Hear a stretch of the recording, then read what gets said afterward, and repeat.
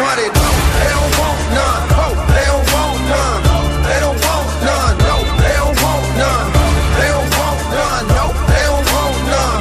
Ain't looking scared, no, they don't really want none, no, they don't want none, no, they don't want none, they don't want none. What's up, everybody? Scott Reacts here. Today we're going to be reacting to what looks to be a parody video. I guess what someone told me.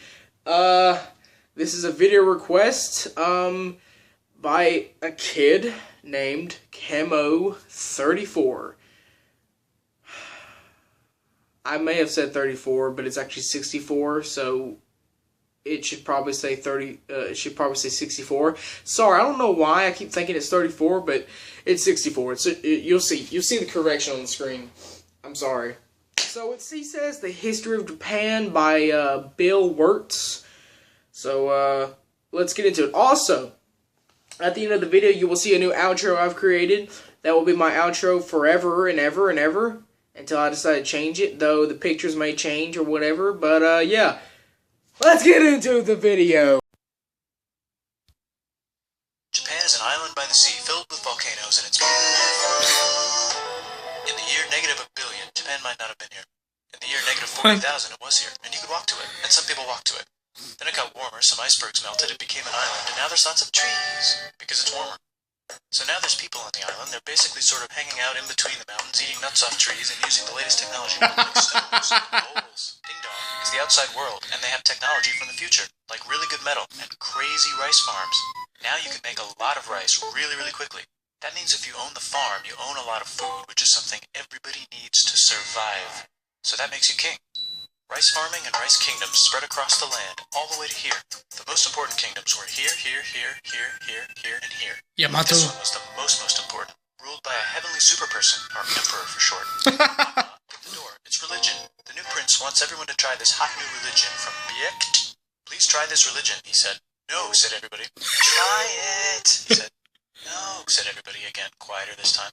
And so the religion was put into place, and all the rules had changed. And then the government was taken over by another clique, and they made some reforms, like making the government govern more, and making the government more like China's government, which is a government that governs more. Hi, China, they said. Hi, dipshit, said China. Can you call us something else other than dipshit, said Japan. Like what, said China. How about Sunrise Land? China's alphabet and wrote a book about themselves. And then they made lots of poetry and art and another book about themselves. Then they stopped moving the capital every time the emperor died and kept it in one place for a while. What the heck? They conquered the north finally. Get that squared away. A rich hipster named Kukai is bored with modern Buddhism, visits China, and learns a better version, which is more spiritual. Comes back, reinvents the alphabet, and causes art and literature to be great. What is going on? And the royal palace turned into such a dream world of art that they really didn't give a shit about running the country. So if you live outside the palace, how are you supposed to protect your shit from Hire a samurai. Everyone started hiring samurai. Rich, important people hired samurai. Poor people who could not afford to hire samurai did not hire samurai. The samurai became organized and powerful. Oh my god. So they made their own military government. Here, So they we're let not the there. emperor still be emperor, but the shogun is actually in control. Breaking news, some Mongols have invaded China. We've invaded China. Said the Mongols. Please respect us, or else we might invade you as well. Okay, said Japan. So the Mongols came over, ready for war, and died in a tornado. But they tried again and had a nice time fighting with the Japanese, but then died in a tornado. And the emperor overthrows the shogunate. Then the shogunate overthrows him back and moves to Kyoto and makes a new shogunate. And the emperor can still dress like an emperor if he wants, that's fine. Now there's more art. Like painting with less colors, collaborative poetry, plays, monkey fun, tea parties, gardening, architecture, flowers. It's time for who's going to be the next shogun. Usually it's the shogun's kid, but the shogun doesn't have a kid, so he tries to get his brother to quit being a monk and be the next shogun. He says okay, but then the shogun has a kid. So now who's it gonna be? Vote now on your phones. And everyone voted so hard that the palace caught on fire and burned down. The shogun actually didn't care. He was off somewhere doing poetry. And the whole country burned to pieces. Everyone is fighting with each other for local power, and it's anybody's game. Knock knock, it's Europe. No, they're not here to take over. They just want to sell some shit, like clocks, and guns, and Jesus. So that's cool, but everyone's still fighting each other for control. Now with guns. And wouldn't it be nice to control the capital? Which right now is puppets, with no one controlling them. This clan is ready to make a run for it, but first they have to trample this smaller clan, which is in the way. Surprise, the smaller clan wins, and the leader of that clan steals the idea of invading the capital and invades the capital. That goes very well.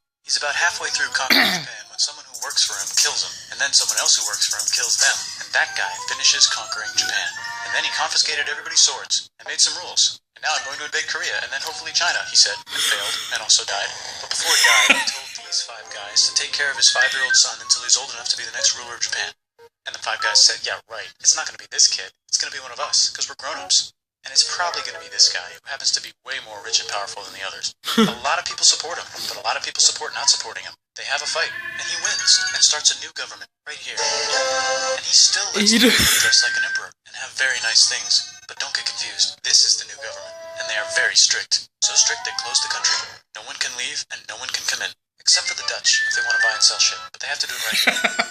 Now that the entire country was not at war with itself, the population increased a lot. Business increased, schools were built, roads were built, everyone learned to read, books were published, there was poetry, plays, sexy times, puppet shows, and Dutch studies. People started to study European science from books they bought from the Dutch. We're talking geography, skeletons, physics, chemistry, astronomy, and maybe even electricity. Over time, the economic and cultural prosperity began to gradually slow down. Knock knock. It's the United States, with huge boats, with guns. Gunboats. Open the country. Stop having it be closed, said the United States. Stop having it be There's closed. nothing they could do, so they signed a contract that lets the United States, Britain, and Russia visit Japan anytime they want.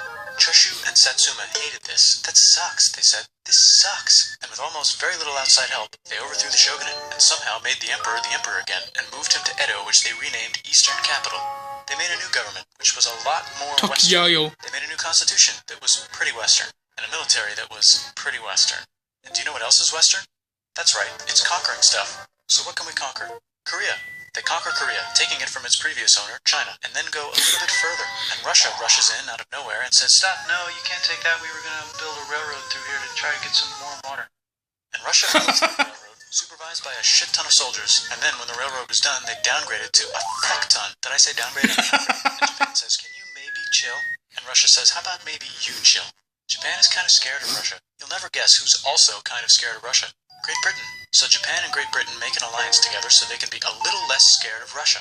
Feeling confident, Japan goes to war against Russia, just for a moment, and then they both get tired and stop. It's time for World War I. The world is about to happen because it's the 1900s and weapons are getting crazy, and all these empires are excited. Because it's 1900s. Meanwhile, Japan has been enjoying conquering stuff and wants more.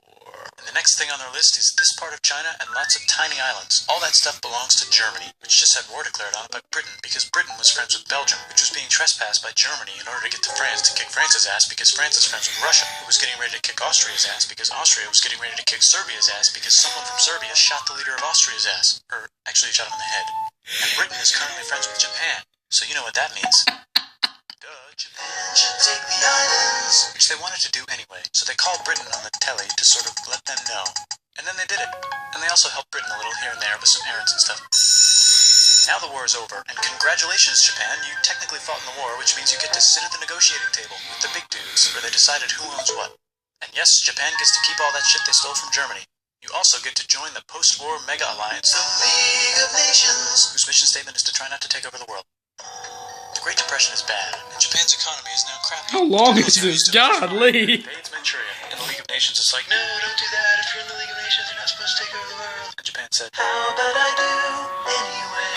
And Japan invaded more and more and more and more of China, and was planning to invade the entire East. You've got mail. It's from Germany, the new leader of Germany. He has a cool mustache, and he's trying to take over the world and needs friends. This also He's not got the leader of forwarded to Germany, he's the leader of They all decided Nazi. to be friends because they had so much in common. Actually, he is. World War II. Germany is invading the neighbors. Then they invade the neighbors' neighbors. Then the neighbors' neighbors' neighbors, who happened to be Britain, said, holy shit. And the United States started helping Britain because they are good friends, and started not helping Japan because they're friends and our friends are not friends. Plus they're planning on invading the entire ocean. The United States is also working on a large, very huge bomb, bigger than any other bomb, ever, just in case. But they still haven't joined the war. War looks bad on TV, and the United States is really starting to care about their image. But then Japan spits on them in Hawaii and challenges them to war. And they say Literally yes. spit on And them. Germany, as a symbol of friendship, declares war on the United States also. So the United States goes to war in Europe, and they help the gang chase Germany back into Germany. And they also start chasing Japan back into Japan. And they haven't used the bomb yet, and are curious to see if it works. So they drop it on Japan. They actually dropped 2. That's not funny, but the way he said how they would find the bomb if it worked or not, that it? The United States installed a new government, inspired by the United States government, with just the right ingredients for a post-war economic miracle. And Japan starts making TVs, VCRs, automobiles, and camcorders as fast as they can, and also better than everybody else. They get rich, and the economy goes wild, and then the miracle wears off. But everything's still pretty cool, I guess. Bye. Wow, that was freaking hilarious, dude. The way now, it wasn't hilarious how now for all anyone that lived in Japan, for me laughing at that part where he said that they dropped the bomb on Hiroshima and Nagasaki, I wasn't laughing at that. I was just saying laughing because he said that that the United States had a bomb but never figured out how to work it, so they dropped it on Japan. But hey, back then, Japan, they bombed Pearl Harbor. So what do you know? Twitter and Instagram in the description below. Leave a like and subscribe if you enjoy this video. Please support this channel for more content. And let me know what I should want you to react to for the next video. And I will see you guys in the next one. Scott Reacts. Peace. Woo!